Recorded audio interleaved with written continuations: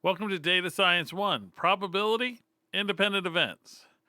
All right, so we've been playing with probability. We know that E is an event in a sample space S. The probability of the sample space is 1. We have this idea of unions and intersections, and we know that probability behaves like area. Okay, so if you watched the last video, you'll know that we've been talking about conditional probability. Two events, E and F, are said to be independent if both of these statements are true. So if the probability of E given F is equal to the probability of E, meaning knowing that F occurred or an outcome in F occurred does nothing to change the probability of E. And the probability of F given E is equal to the probability of F, meaning the fact that I knew that an outcome happened that it was in E, it doesn't do anything to my probability that of F occurring, an outcome in F occurring. So this is a really, really important idea, and it keeps showing up consistently throughout statistics and data science. And it's how do I want to put this? It's an important idea, and often it's difficult to test or determine.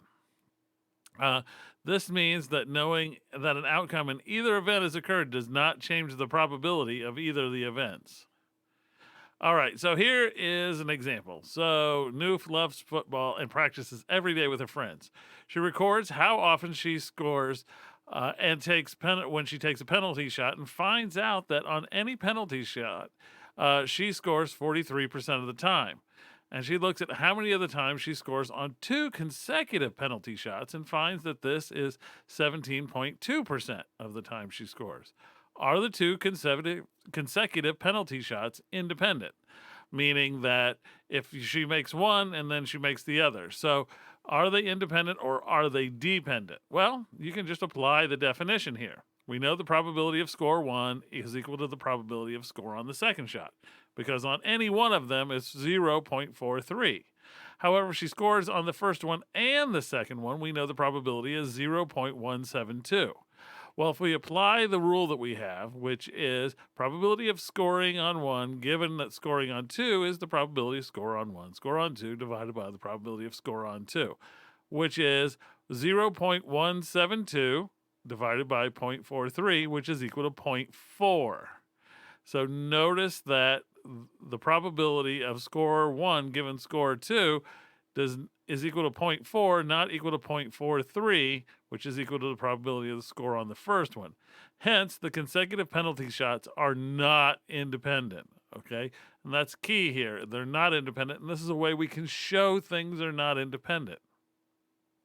All right, so recall the following here. One of the rules that we get is that if we want to find the intersection, here's another rule to get this. The probability of E given F times the probability of F. All I did was cross multiply, and I get this rule. Okay, if E and F are independent, then E given F equals the probability of E, which means I can substitute in here just the probability of E, and that means the probability of the intersection of two independent events is simply the product of their probabilities individually. Okay, and these rules are going to become really, really helpful later. So, real quick, independence is one of the most important ideas we have in probability and has huge impacts in statistical inference as well. And so this means that knowing the outcome of one of the experiments has no influence on the probability of the outcome on any of the other experiments. Gives us this rule: if they're independent, then we get this idea of multiplying probabilities together. Many probability distributions, which we'll talk about later, depend on this idea of independence. And often independent must be assumed, which can be problematic. All right, so we'll pick up and see you in the next video.